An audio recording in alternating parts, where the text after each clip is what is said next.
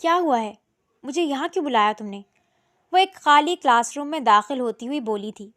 تمہارے لیے ایک سرپرائز ہے، وہ لڑکا اپنی جگہ سے کھڑا ہو کر بولا تھا۔ کیسا سرپرائز؟ زرنش نے اس سے فاصلہ قائم کرتے ہوئے پوچھا۔ ارے دور کیوں جا رہی ہو؟ بس یہ دیکھو۔ اس نے بے باکی سے زرنش کا ہاتھ پکڑ کر اسے اپنی طرف کھینچا۔ زرنش نے فوراً اپنا ہاتھ چھڑایا اور اگلے ہی پل ایک زوردار تھپڑ اس کے منہ پر دے مارا۔ یہ کیسی بدتمیزی ہے؟ دور رہ کر بات کرو، زرنش غصے سے چیخی۔ تھپڑ کھاتے ہی لڑکے کے چہرے پر غصے کی لہر دوڑ گئی۔ تمہاری ہمت کیسے مجھے ہاتھ لگانے کی؟ اب اس کی قیمت تمہیں بہت بھاری چکانی پڑے گی۔ وہ غصے سے پھنکارا اور اپنا موبائل فون اس کے سامنے لہرایا۔ جیسے ہی زرنش کی نظر موبائل کی اسکرین پر پڑی، اس کی آنکھیں خوف سے پھیل گئیں اور ماتھے پر پسینہ چمکنے لگا۔ اس نے لپک کر موبائل چھیننا چاہا، لیکن وہ لڑکا پھرتی سے پیچھے ہو گیا۔ دیکھنا، جب یہ ویڈیو پوری دنیا دیکھے گی تو تمہیں عقل آ جائے گی۔ تب تمہیں پتہ چلے گا کہ مجھ پر ہاتھ اٹھانے کا نتیجہ کیا ہوتا ہے۔ اس نے حقارت سے زرنش کو دھکا دیا اور وہاں سے نکل گیا۔ زرنش وہیں ڈیسک پر ڈھیر ہو گئی۔ اس کا وجود خوف سے کانپ رہا تھا اور آنکھوں میں آنسو بھر آئے تھے۔ تھوڑی دیر بعد اس کی دوست فریحہ وہاں داخل ہوئی۔ کیا ہوا زرنش؟ تم یہاں ایسے کیوں بیٹھی ہو؟ چلو ہمیں گھر جانا ہے، فریحہ نے اسے ہلا کر پوچھا، مگر زرنش تو ابھی بھی اسی خوفناک لمحے میں قید تھی جب اس نے وہ ویڈیو دیکھی تھی۔ فریحہ، وہ زرنش نے دروازے کی طرف اشارہ کیا اور پھوٹ پھوٹ کر رونے لگی۔ فریحہ کی سمجھ میں کچھ نہیں آ رہا تھا کہ آخر ایسا کیا ہوا ہے کہ وہ اس طرح ہمت ہار گئی ہے۔ کیا ہوا ہے زری؟ تم اس طرح رو کیوں رہی ہو؟ مجھے بتاؤ تو صحیح۔ زرنش نے کچھ بولنے کے لیے لب کھولے ہی تھے کہ اس کا موبائل بجا۔ ایک میسج موصول ہوا تھا۔ کل رات 8 بجے کلب پہنچ جانا۔ ساتھ میں لوکیشن شیئر کی گئی تھی اور صاف لکھا تھا کہ اگر وہ نہ آئی تو ویڈیو وائرل کر دی جائے گی۔ زرنش اب مزید بلک بلک کر رونے لگی۔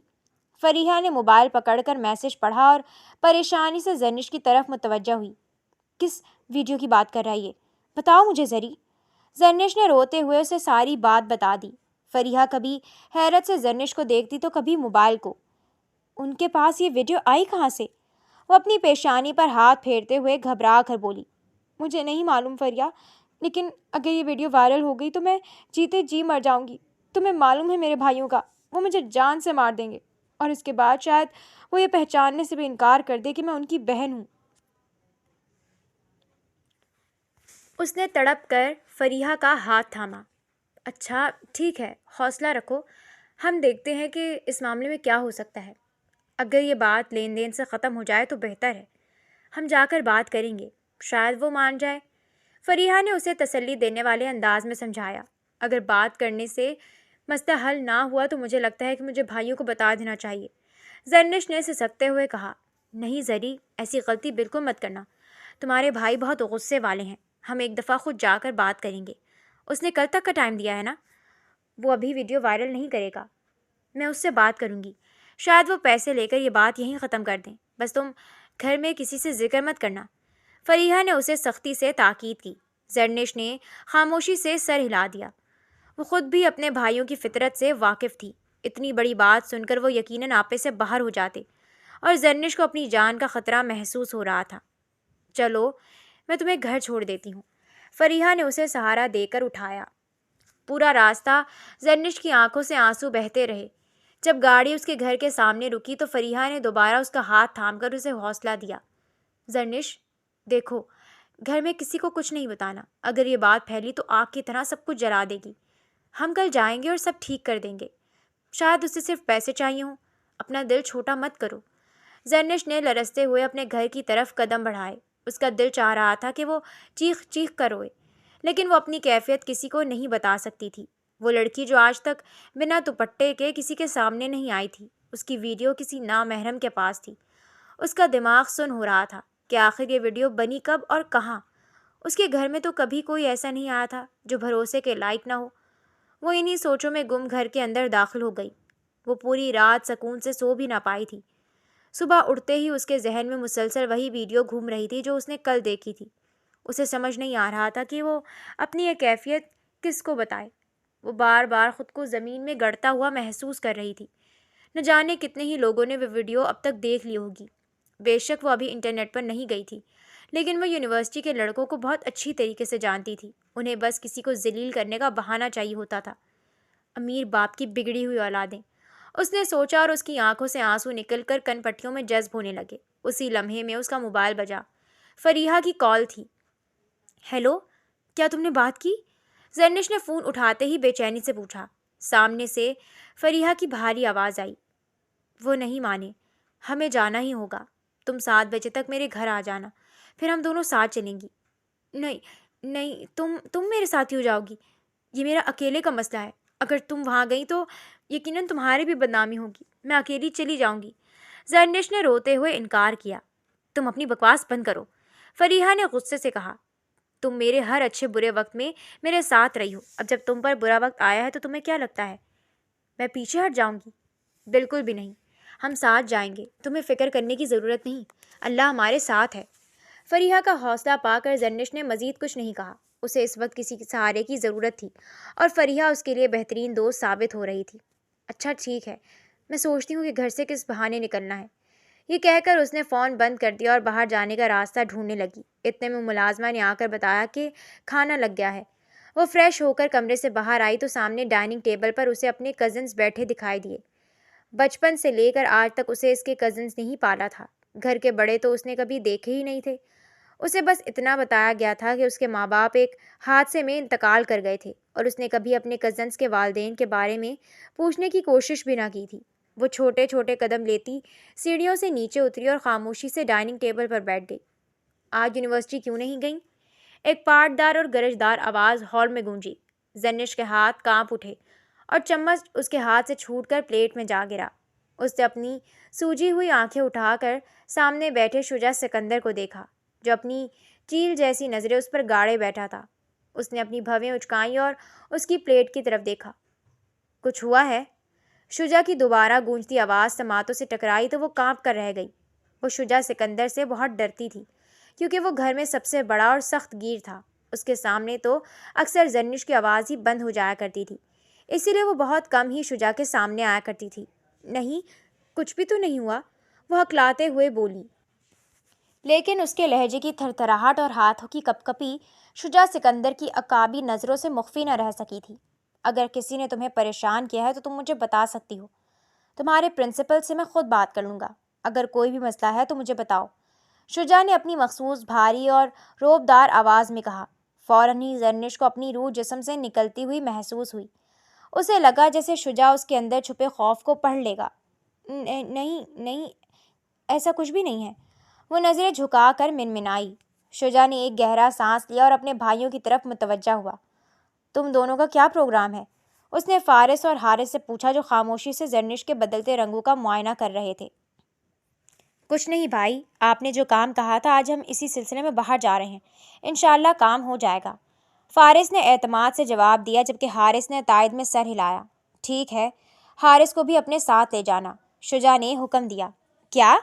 حارث اچھل کر کھڑا ہو گیا۔ میں ان کے ساتھ کیوں جانے لگا؟ میں تو ہرگز نہیں جاؤں گا۔ اس نے فوراً انکار کیا اور اپنی پلیٹ اٹھا کر بھاگنے لگا۔ شجاع نے غصے سے پاس پڑا گلاس اٹھایا۔ حارث نے مہارت سے اسے کیچ کیا اور زبان چڑھاتا ہوا اپنے کمرے کی طرف بھاگ گیا۔ بھائی، چھوڑیں اسے، چھوٹا ہے ابھی، فارس نے شجاع کے ہاتھ پر ہاتھ رکھتے ہوئے کہا۔ اسے سمجھاؤ کہ اب بڑا ہو گیا ہے، اسے عقل سے کام لینا چاہیے، آخر کب تک یہ ذمہ داریوں سے بھاگتا رہے گا؟ شجاع نے غصے سے کہا۔ حارث مسکرایا۔ بھائی، یہی تو دن ہے اس کے انجوائے کرنے کے، بعد میں تو ساری زندگی کام ہی کرنا ہے۔ حارث کی بات سن کر شجاع خاموش ہو گیا اور دوبارہ کھانے کی طرف متوجہ ہو گیا۔ اس تمام گفتگو کے دوران زرنش ساکت بیٹھی اپنی پلیٹ میں کانٹے سے کرید رہی تھی۔ اس کا حلق خشک تھا، لیکن وہ زبردستی کھانا نگلنے کی کوشش کر رہی تھی تاکہ کسی کو شک نہ ہو۔ اس کے ذہن میں ایک ہی منصوبہ چل رہا تھا۔ فارس بھائی تو کام پر جا رہے ہیں، حارث بھائی کمرے سے باہر نہیں نکلیں گے، اور شجاع بھائی کو تو میں خود ہی ٹھکانے لگا دوں گی۔ وہ خود کلامی کرتے ہوئے دل ہی دل میں منصوبہ بندی کر رہی تھی۔ ہاں، یہی ٹھیک رہے گا، اس نے ذہنی طور پر فیصلہ کیا اور جلدی کھانا ختم کر کے اپنے کمرے میں چلی گئی۔ شجاع نے نوٹ کیا تھا کہ وہ ضرورت سے زیادہ خاموش اور گھبرائی ہوئی ہے، لیکن جب اس نے خود ہی انکار کر دیا تھا تو شجاع نے بات وہیں ختم کر دی۔ فارس، کام دھیان سے کرنا۔ شجاع نے فارس کا کندھا تھپتھپا کر اسے الوداع کہا اور اپنے کمرے کی طرف بڑھ گیا۔ فارس نے اپنے کمر سے لگی گن نکالی، اس میں گولیاں چیک کی اور شرٹ کے نیچے چھپا کر حویلی سے نکل گیا۔ شام کے 7 بجنے میں صرف 15 منٹ باقی تھے۔ زرنش دبے قدموں کچن میں آئی۔ وہاں ملازم ہمیشہ کی طرح شجا کے لیے دودھ گرم کر رہا تھا۔ شجا بھائی نے کہا ہے کہ آپ جا کر باہر پودوں کو پانی دے دیں، شاید مالی نے صحیح طرح پانی نہیں دیا۔ زرنش نے کچن میں داخل ہوتے ہی اسپاٹ لہجے میں کہا۔ ملازم نے حیرت سے زرنش کو دیکھا۔ وہ کبھی اس طرح کام بتانے نہیں آتی تھی، لیکن آج اس کا لہجہ بدلا ہوا تھا۔ لیکن بی بی، یہ کام تو مالی کا ہے اور ابھی میرا دوسرا کام بھی باقی ہے۔ ملازم نے عذر پیش کیا۔ آپ کو تنخواہ برابر ملتی ہے نا؟ جتنا کہا ہے اتنا کریں، جائیں یہاں سے۔ زرنش نے پہلی بار اتنی سختی سے بات کی تھی کہ ملازم خاموشی سے باہر نکل گیا۔ زرنش کا دل دھک دھک کر رہا تھا۔ جیسے ہی ملازم نظروں سے اوجھل ہوا، اس نے اپنے ہاتھ میں پکڑی وہ نشہ آور گولیاں دیکھیں جو فریحہ نے اسے دی تھیں۔ فریحہ نے کہا تھا کہ یہ گولیاں کبھی ہنگامی صورتحال میں کام آتی ہیں، اور آج واقعی وہ وقت آ گیا تھا۔ اس نے گولیاں دودھ میں مکس کیں، اچھی طرح ہلا کر گلاس تیار کیا اور کانپتے ہاتھوں سے شجاع کے کمرے کی طرف بڑھ گئی۔ اس نے دروازہ نوک کیا اور اندر داخل ہوئی۔ شجاع صوفے پر ٹانگ چڑھائے لیپ ٹاپ پر مصروف تھا۔ آج تم یہاں کیسے؟ شجاع نے حیرت سے پوچھا۔ وہ ملازم کو کچھ کام تھا، وہ پریشان تھا تو میں نے سوچا میں ہی آپ کو دودھ دے دوں، اس نے گلاس میز پر رکھتے ہوئے کہا۔ شجاع نے محض سر ہلایا اور دوبارہ لیپ ٹاپ میں مگن ہو گیا۔ زرنش وہیں کھڑی اپنی انگلیاں چٹخانے لگی۔ شجاع نے ایک تیکھی نظر اس پر ڈالی۔ جاؤ یہاں سے، اس کی وہی سخت آواز گونجی۔ زرنش تو بس یہ دیکھنا چاہتی تھی کہ وہ دودھ پی لے تاکہ وہ بے فکر ہو کر گھر سے نکل سکے، لیکن شجاع کے حکم پر اسے باہر جانا پڑا۔ جاتے جاتے اس نے کمرے کا دروازہ تھوڑا سا کھلا چھوڑ دیا۔ 5 منٹ بعد اس نے دروازے کی در سے جھانک کر دیکھا۔ شجاع صوفے پر سر گرائے گہری نیند سو چکا تھا۔ دودھ کا گلاس خالی میز پر پڑا تھا۔ زرنش نے سکا سانس لیا۔ شکر ہے بھائی سو گئے، اس نے آسمان کی طرف دیکھ کر کہا اور اپنا بیگ اٹھا کر حویلی سے باہر نکل گئی۔ ایک گولی کی آواز اس تاریک بیسمنٹ میں گونجی اور سامنے کھڑا لڑکا لمحوں میں ڈھیر ہو گیا۔ ہمارے گینگ سے نکلنے کا مطلب صرف موت ہے، موت۔ وہ غصے سے دھاڑا۔ اس دلدل میں جو ایک بار اتر جائے وہ کبھی زندہ باہر نہیں جا سکتا۔ اور اس کا کہنا تھا کہ یہ سب کام چھوڑ کر شریفانہ زندگی گزارنا چاہتا ہے۔ ہمارے سارے راز جان لینے کے بعد یہ یہاں سے فرار ہونا چاہتا تھا۔ اس کی آواز میں درندگی تھی جب وہ پیچھے کھڑے لڑکوں کی طرف مڑا۔ کیا تم میں سے کوئی اور ہے جو اس دلدل سے نکلنا چاہتا ہے؟ اس نے گرج کر پوچھا، مگر وہاں کھڑے کسی بھی شخص میں اتنی ہمت نہ تھی کہ نظریں بھی اٹھا سکے۔ سب نے نفی میں سر ہلا دیا اور گردنیں جھکا کر کھڑے رہے۔ شاباش! اگر آئندہ کسی نے یہاں سے نکلنے کی بات اپنے وہم و گمان میں بھی لائی تو یاد رکھو، انجام صرف موت ہے۔ صرف موت ہی وہ واحد راستہ ہے جو تمہیں اس دلدل سے نکال سکتا ہے اور ان زنجیروں سے آزاد کروا سکتا ہے۔ اس نے حقارت سے زمین پر پڑے اس لڑکے کی لاش کو دیکھا جس کا گرم خون اب فرش کو بھگو رہا تھا۔ جاؤ، آج نیا مال آ رہا ہے۔ وہ باس کے بستر تک پہنچ جانا چاہیے اور باس کو کسی بھی قسم کی شکایت کا موقع نہ ملے۔ اس لڑکی کو ہیوی ڈوز دے دینا تاکہ اگر وہ ہوش میں آ بھی جائے تو کسی قسم کا ہنگامہ نہ کر سکے۔ ڈوز اتنی دینا کہ وہ ہوش میں ہوتے ہوئے بھی بے سدھ رہے۔ ہمارے باس کو شکایت نہیں ہونی چاہیے۔ وہ ایک ایک لفظ چبا چبا کر کہہ رہا تھا۔ چہرے پر ایک شیطانی مسکراہٹ سجائے اس نے اپنی گن پاکٹ میں ڈالی اور وہاں سے نکلتا چلا گیا۔ پیچھے کھڑے لڑکوں نے ایک بے بس نظر اپنے اس ساتھی پر ڈالی جو کل تک اپنی شادی کے سپنے دیکھ رہا تھا۔ یار، میں یہ سب کچھ چھوڑ کر بس اپنی بیوی کے ساتھ سکون کی زندگی گزارنا چاہتا ہوں۔ میں چاہتا ہوں کہ وہ خوش رہے۔ میں اسے پوری دنیا گھمانا چاہتا ہوں۔ اس کے کل کے کہے ہوئے الفاظ اس کے دوست کی سماعتوں میں گونج رہے تھے۔ اس کی آنکھوں سے چند آنسو ٹوٹ کر گالوں پر پھسلے جنہیں اس نے بے دردی سے صاف کیا اور اپنے مردہ دوست کی طرف بڑھا۔ پھر چند لوگوں نے لاش کو اٹھایا اور وہاں سے باہر نکلتے چلے گئے۔ وہ سیدھی فریحہ کے پاس پہنچی تھی۔ تم نے کتنی دیر کر دی زرنش، میں کب سے تمہارا انتظار کر رہی ہوں۔ فریحہ نے پریشانی سے اس کا ہاتھ پکڑا۔ ماما، میں زرنش کے ساتھ کسی کام سے باہر جا رہی ہوں، میرا انتظار نہ کیجیے گا، شاید واپسی میں دیر ہو جائے۔ فریحہ نے اپنی ماں کو اطلاع دی اور جواب سنے بغیر زرنش کو گاڑی میں بٹھا کر نکل گئی۔ فریحہ گاڑی اسی لوکیشن پر لے جا رہی تھی جو اس لڑکے نے بھیجی تھی۔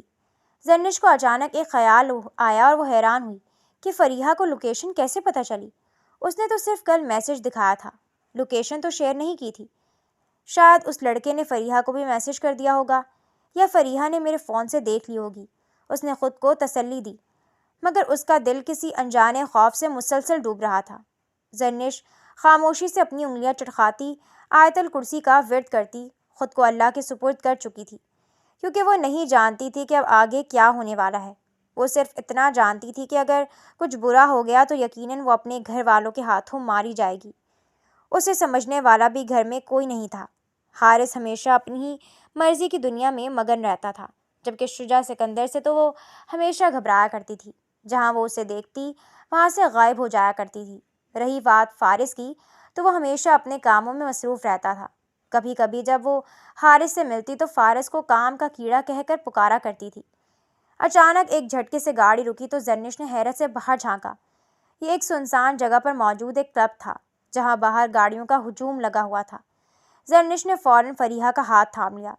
فریحہ، ہمیں یہاں سے چلنا چاہیے، زرنش گھبرا کر بولی۔ فریحہ نے آنکھیں سکیڑ کر اسے دیکھا۔ پاگل ہو تم؟ ہم اتنے قریب آ کر واپس جائیں؟ اس لڑکے نے صاف صاف کہا تھا کہ اگر ہم آج نہیں آئے تو وہ ویڈیو وائرل کر دے گا، فریحہ نے اسے ڈانٹتے ہوئے کہا۔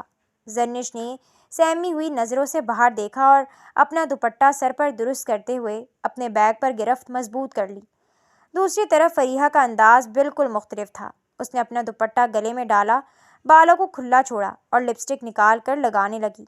اپنا ہینڈ بیگ پکڑ کر وہ اعتماد سے گاڑی سے باہر نکلی۔ زرنش نے فریحہ کی ان تبدیلیوں کو حیرانگی اور پریشانی سے دیکھا، پھر خود بھی گاڑی سے باہر نکلی اور اپنے سر کے دوپٹے کو مضبوطی سے تھامتی ہوئی لرزتے قدموں کے ساتھ فریحہ کے پیچھے پیچھے چلنے لگی۔ وہ نہیں جانتی تھی کہ اس کلب کے دروازے کے پیچھے اس کی زندگی کا سب سے ہولناک موڑ اس کا منتظر ہے۔ کلب کے شور اور مدھم روشنیوں میں زرنش کا دم گھٹ رہا تھا۔ فریحہ اسے ایک راہداری سے گزارتے ہوئے ایک پرائیویٹ VIP کمرے کے سامنے لے آئی۔ فریحہ، یہاں تو کوئی نہیں ہے، وہ لڑکا کہاں ہے؟ زرنش نے لرزتی آواز میں پوچھا۔ فریحہ نے مڑ کر زرنش کو دیکھا، مگر اب اس کی آنکھوں میں وہ ہمدردی نہیں تھی جو صبح سے نظر آ رہی تھی۔ اس نے ایک سرد اور فاتحانہ مسکراہٹ کے ساتھ زرنش کا ہاتھ جھٹک دیا۔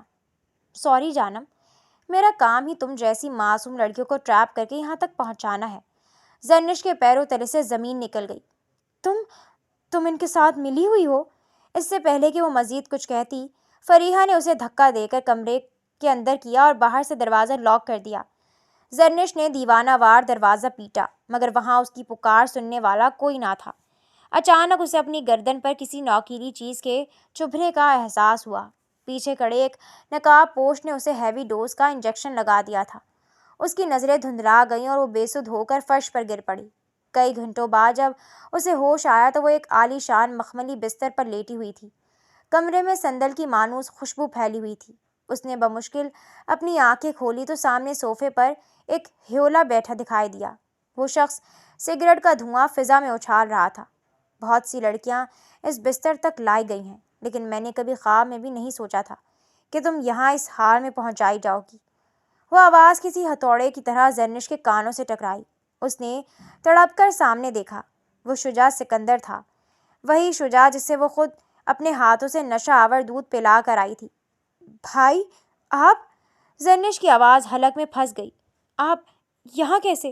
میں نے تو آپ کو… وہ اپنی بات مکمل نہ کر سکی۔ اسے سمجھ نہیں آ رہا تھا کہ جسے وہ بے ہوش کر کے آئی تھی وہ یہاں پوری طرح ہوش و حواس میں ایک بھیانک روب کے ساتھ کیسے بیٹھا ہے۔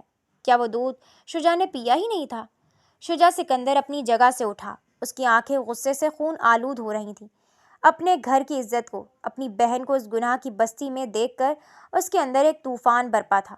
اسے اپنی طاقت اور اپنے اس کالے کاروبار پر پہلی بار ایسی آگ لگتی محسوس ہوئی جو سب کچھ جلا ڈالنے والی تھی۔ تم نے مجھے بے ہوش کیا زرنش، صرف اس لیے کہ تم اس غلاظت کے ڈھیر تک خود چل کر آ سکو، اس نے دھاڑ کر کہا۔ زرنش خوف سے نیلی پڑنے لگی۔ اسے احساس ہوا کہ وہ جس بھائی سے چھپ کر یہاں آئی تھی وہ تو خود اس جہنم کا بادشاہ ہے، اور اب اس دلدل سے واپسی کا کوئی راستہ باقی نہیں بچا۔ شجاع سکندر اس وقت ایک دہکتے ہوئے جوالا مکھی کی مانند تھا، لیکن اس کے اندر غصے سے زیادہ زرنش کی حفاظت کا جنون سوار ہو رہا تھا۔ وہ جانتا تھا کہ اگر اس نے ذرا بھی کمزوری دکھائی تو یہ درندے زرنش کو نوچ کھائیں گے۔ اسے اس دلدل کا قانون معلوم تھا یہاں سے کوئی بھی لڑکی سالم واپس نہیں جاتی تھی۔ کچھ ہی دیر بعد کلب کے اس مخصوص ہال میں محفل جمی ہوئی تھی جہاں انڈر ورلڈ کے بڑے مہرے اکٹھے تھے۔ زرنش ہال کے وسط میں لرزتی ہوئی کھڑی تھی۔ اس کی آنکھیں خوف اور بے یقینی سے پھٹی ہوئی تھیں۔ سامنے صوفوں پر وہی لوگ بیٹھے تھے جنہیں وہ اپنے محافظ سمجھتی تھی۔ وہاں فارس بھی موجود تھا جس کی آنکھیں غصے سے لال ہو رہی تھیں۔ وہ اپنی ہی بہن کو اس نیلام گھر میں دیکھ کر تڑپ رہا تھا، مگر وہ بھی اس کالی دنیا کے اصولوں کا پابند تھا۔ یہ لڑکی، یہ مجھے اچھی لگنے لگی ہے، اب یہ میرے پاس ہی رہے گی۔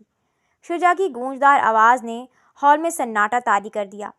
سامنے بیٹھے ایک باریک شخص نے طنزیہ کہکہا لگایا، شجاع، تم اصول بھول رہے ہو۔ یہاں کا قانون ہے کہ ہر لڑکی پہلے باس کے بستر تک جاتی ہے اور پھر آگے بیچ دی جاتی ہے۔ تم اکیلے اسے اپنے پاس نہیں رکھ سکتے۔ ہم رولز نہیں توڑ سکتے۔ میں نے کہہ دیا نا کہ یہ میرے پاس رہے گی تو بس رہے گی۔ شجاع نے غصے سے میز پر ہاتھ مارا۔ اس کی قیمت میں چکاؤں گا، لیکن یہ یہاں سے کہیں نہیں جائے گی۔ وہاں موجود دیگر افراد میں چمک گوئیاں شروع ہو گئیں۔ نہیں شجاع، یہ کاروبار ہے، جذبات نہیں۔ اگر تم نے اسے رکھا تو باقیوں کو بھی رعایت دینی پڑے گی۔ یہ لڑکی آگے جائے گی۔ ایک اور آواز گونجی۔ زرنش ساکت کھڑی یہ سب سن رہی تھی۔ اسے اپنی سماعتوں پر یقین نہیں آ رہا تھا۔ وہ جن بھائیوں کے سائے میں خود کو محفوظ سمجھتی تھی وہ اس کی بوٹی بوٹی کرنے والے شکاری نکلے۔ اسے احساس ہوا کہ وہ جنہیں انسان سمجھتی تھی وہ دراصل وردیوں اور قیمتی سوٹوں میں چھپے درندے ہیں جو اپنی ہی بہن کی قیمت لگا رہے تھے۔ فارس خاموشی سے سر جھکائے بیٹھا تھا۔ اس کا بس نہیں چل رہا تھا کہ وہ ان سب کو گولی مار دے یا اپنی بہن کو وہاں سے نکال لے جائے۔ زرنش کی نظریں جب شجاع سے ملی تو اسے اس کی آنکھوں میں تحفظ کے ساتھ ساتھ ایک بھیانک سچائی نظر آئی۔ وہ اسے بچانے کے لیے اسے اپنی قیدی بنا کر رکھنے پر تلا ہوا تھا۔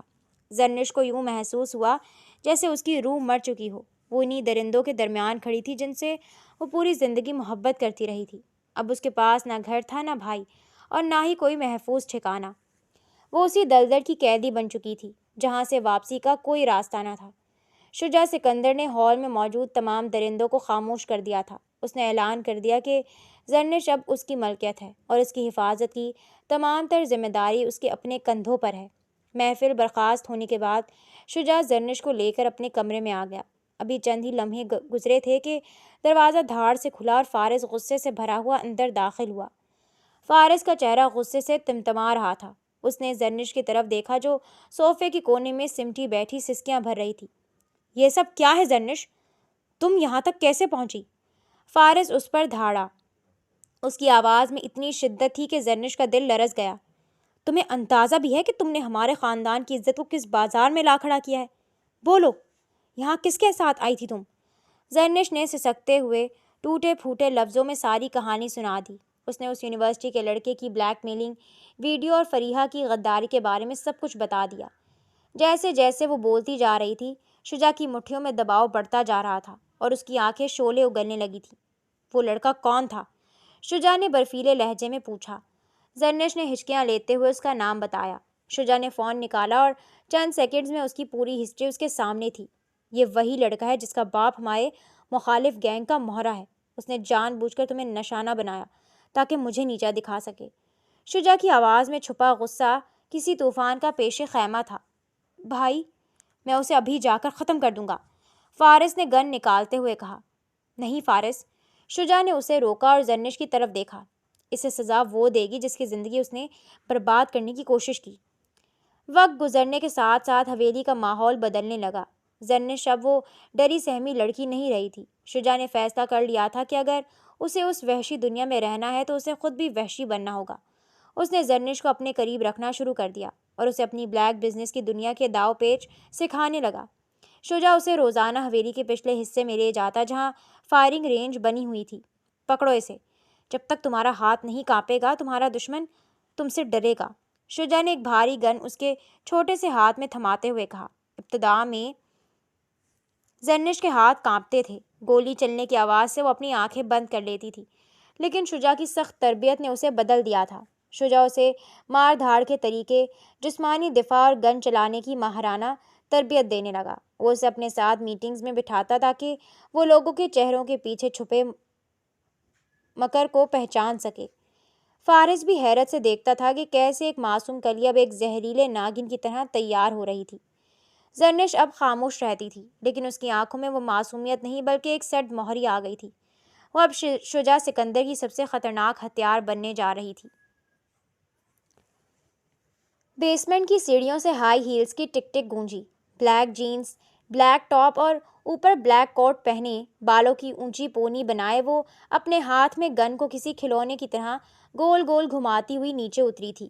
سامنے کڑسیوں سے بندھے حمزہ اور فریحہ نے اپنی سوجی ہوئی آنکھیں اٹھا کر سامنے سے آتی اس پر اسرار لڑکی کو دیکھا۔ مار مار کر ان دونوں کی حالت اس قدر خراب کر دی گئی تھی کہ وہ ٹھیک سے دیکھ بھی نہیں پا رہے تھے۔ ان کے ہونٹوں، چہروں اور ہاتھوں سے خون رس رہا تھا۔ دیکھو، تم کون ہو؟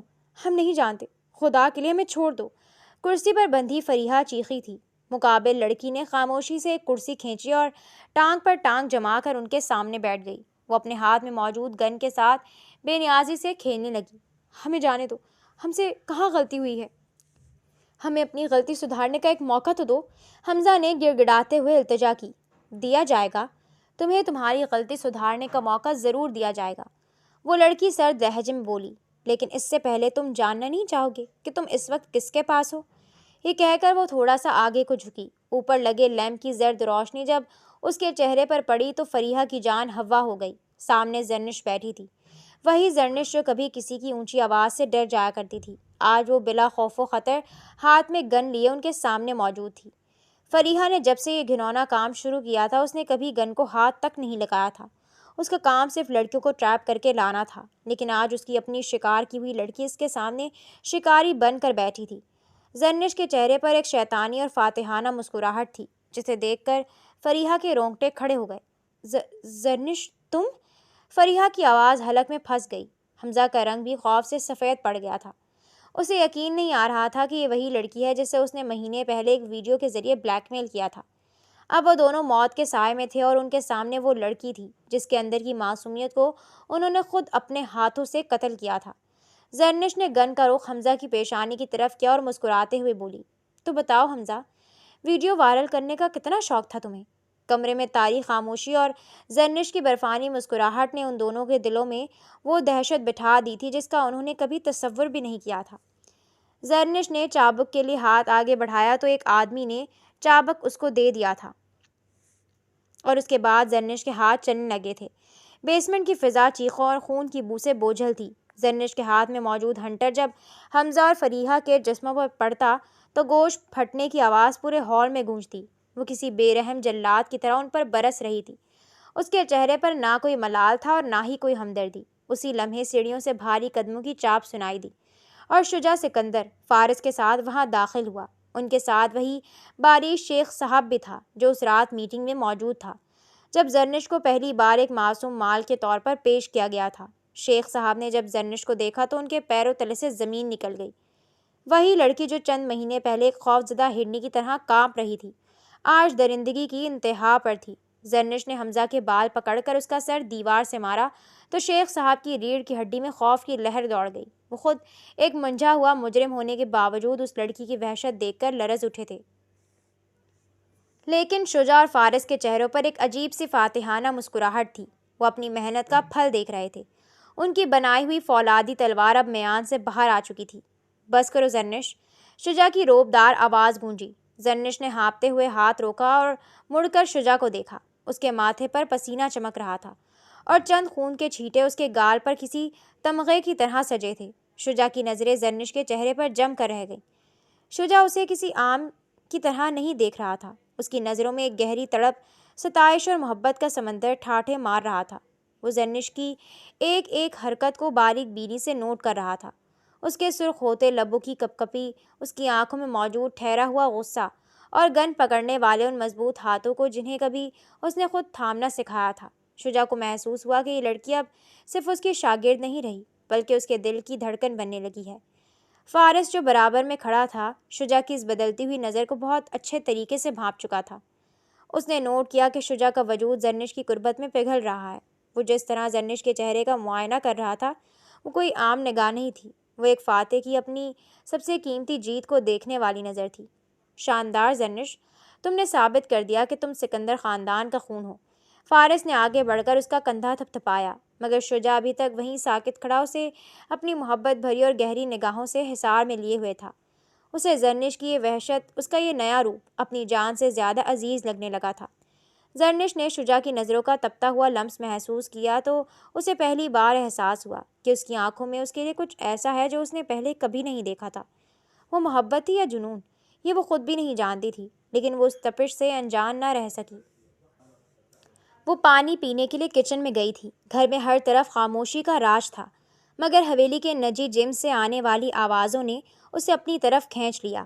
وہ دبے قدموں وہاں پہنچی تو دیکھا کہ شجاع سکندر اکیلا وہاں موجود تھا۔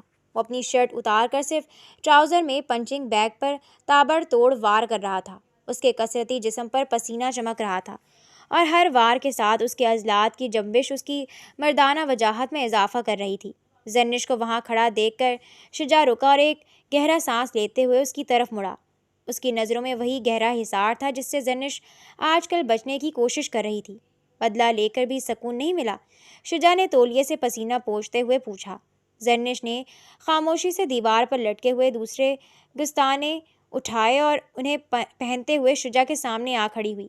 ابھی تھکن باقی ہے شجاع سکندر، اس نے چیلنج بھرے لہجے میں کہا۔ شجاع کے لبوں پر ایک دلکش مسکراہٹ آئی۔ وہ لڑکی جو کبھی اس کے سامنے بولا نہیں کرتی تھی، اس سے دور بھاگنے کے بہانے ڈھونڈتی تھی، آج وہ خود سے اس کے سامنے مقابلے کے لیے آئی تھی۔ ٹھیک ہے تو پھر اپنی تربیت کا امتحان دو، شجاع سکندر نے کہا۔ اگلے ہی پل دونوں کے درمیان ایک دوستانہ مگر پرجوش فائٹ شروع ہو گئی۔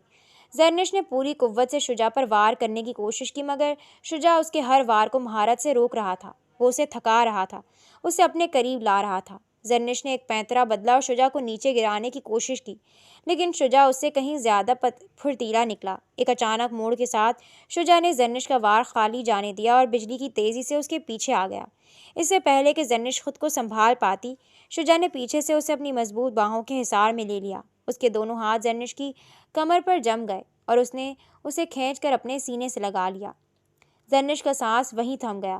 اس نے شجاع کے گرم جسم کی تپش کو اپنی کمر پر محسوس کیا تو اس کے پورے وجود میں ایک جھرجھری سی دوڑ گئی۔ شجاع نے اپنا چہرہ زرنش کے کان کے قریب کیا۔ اس کی گرم سانسیں زرنش کی گردن کو چھونے لگیں۔ بہت جلدی سیکھ رہی ہو زرنش، لیکن مجھ سے جیتنا اتنا آسان نہیں۔ شجاع کی سرگوشی کسی جادو کی طرح اس کے اعصاب پر طاری ہو گئی۔ شجاع نے اسے آہستہ سے اپنی طرف موڑا۔ اب وہ دونوں ایک دوسرے کے اس قدر قریب تھے کہ ان کی سانسیں آپس میں الجھ رہی تھیں۔ شجاع نے اپنا ہاتھ زرنش کے چہرے کی طرف بڑھایا اور اس کی ٹھوڑی کو نرمی سے پکڑ کر اس کا رخ اپنی طرف کیا۔ ان کی نظریں ملی تو وقت جیسے ٹھہر گیا۔ شجاع کی آنکھوں میں وہ تڑپ اور چاہت اب بالکل صاف تھی، جسے وہ الفاظ میں بیان نہیں کر پا رہا تھا۔ زرنش نے اس کی آنکھوں میں خود کو ڈوبتے ہوئے محسوس کیا۔ وہ شجاع سکندر جس سے وہ کبھی کانپتی تھی، آج اسے دنیا کا سب سے محفوظ ٹھکانہ لگ رہا تھا۔ اس خاموشی میں صرف ان کے دھڑکتے دلوں کی آواز سنائی دے رہی تھی، جو کسی بڑے طوفان کی دستک تھی۔ زرنش نے موقع پاتے ہی ایک زوردار لات شجاع کے پیٹ میں دے ماری، اور شجاع اس کے حصار سے نکل آیا تھا اور اس کی پیشانی پر بل نمایاں ہوئے۔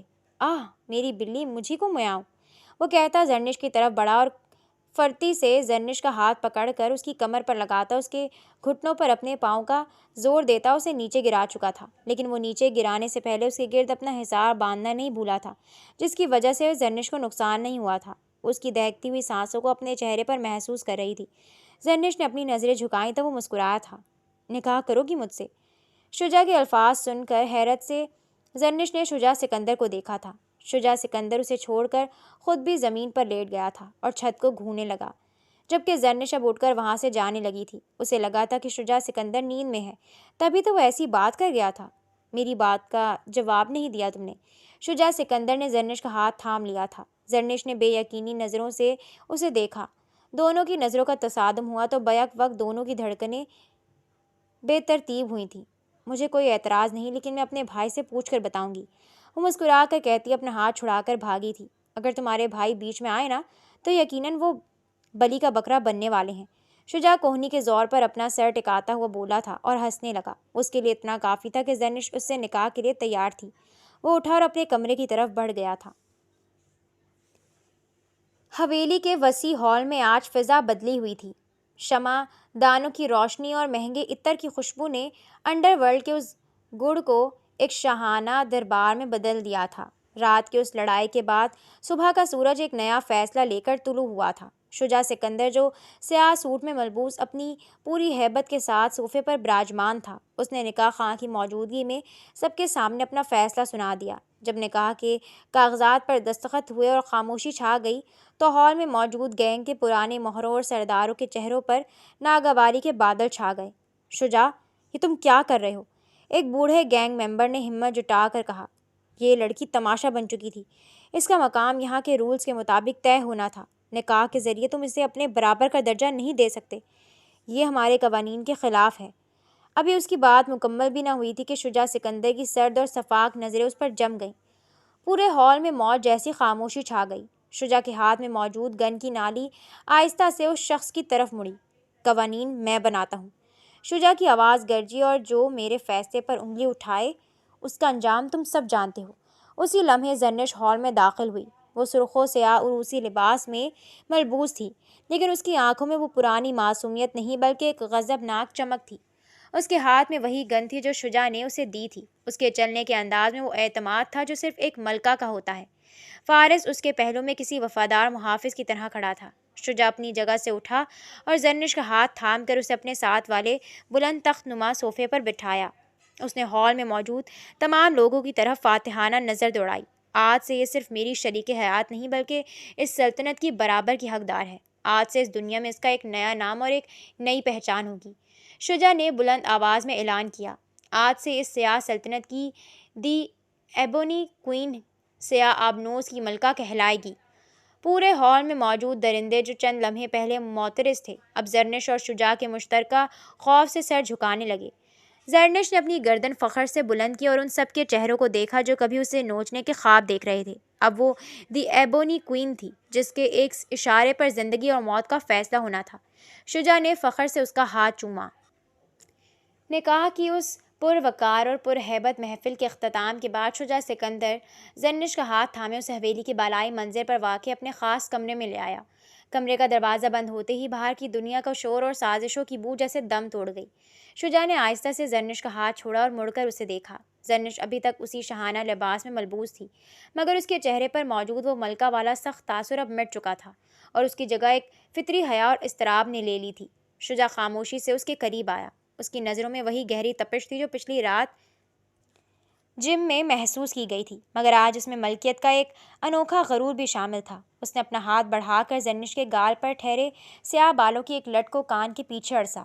تمہیں اندازہ بھی ہے زرنش کہ آج تم نے مجھے کتنی بڑی جیت دی ہے؟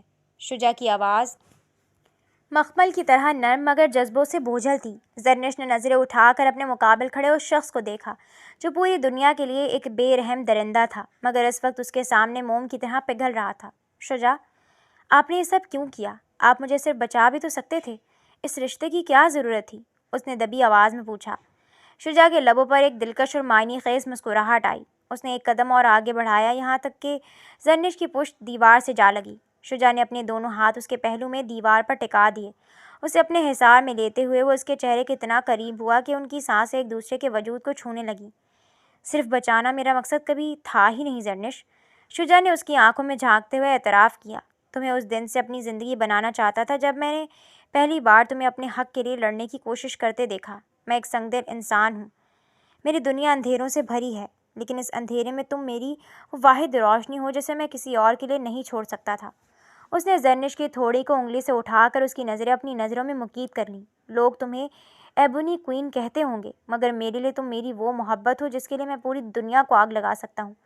میں نے تمہیں لڑنا سکھایا، گن چلانا سکھائی، لیکن خود تمہاری آنکھوں کے سامنے ہار گیا۔ شجاع نے جھک کر اپنی پیشانی زرنش کی پیشانی سے ٹکا دی۔ میں تم سے محبت کرتا ہوں زرنش، ایسی محبت جو نہ قانون مانتی ہے اور نہ ہی رواج۔ تم اب صرف میری شریک حیات نہیں ہو، تم میری روح کا وہ حصہ ہو جس کے بغیر شجاع سکندر نامکمل ہے۔ زرنش کا دل سینے میں ہتھوڑے کی طرح بجنے لگا۔ اس نے پہلی بار شجاع کے لہجے میں وہ بے بسی اور سچائی محسوس کی جو کسی بھی بڑے سے بڑے گینگسٹر کو ایک عام انسان بنا دیتی ہے۔ اس نے کپکپاتے ہاتھوں سے شجاع کی کوٹ کے کالر کو تھاما اور آنکھیں موند لیں۔ وہ اس کے یوں اپنا آپ اس کے سپرد کرنے پر کھلے دل سے مسکرایا تھا اور اس کی کمر پر ہاتھ رکھتا اسے اپنے قریب کر گیا اور اس کے لبوں پر جھکا تھا۔ دونوں کی دھڑکنیں الگ ہی تال پر رقص کر رہی تھیں۔ زرنش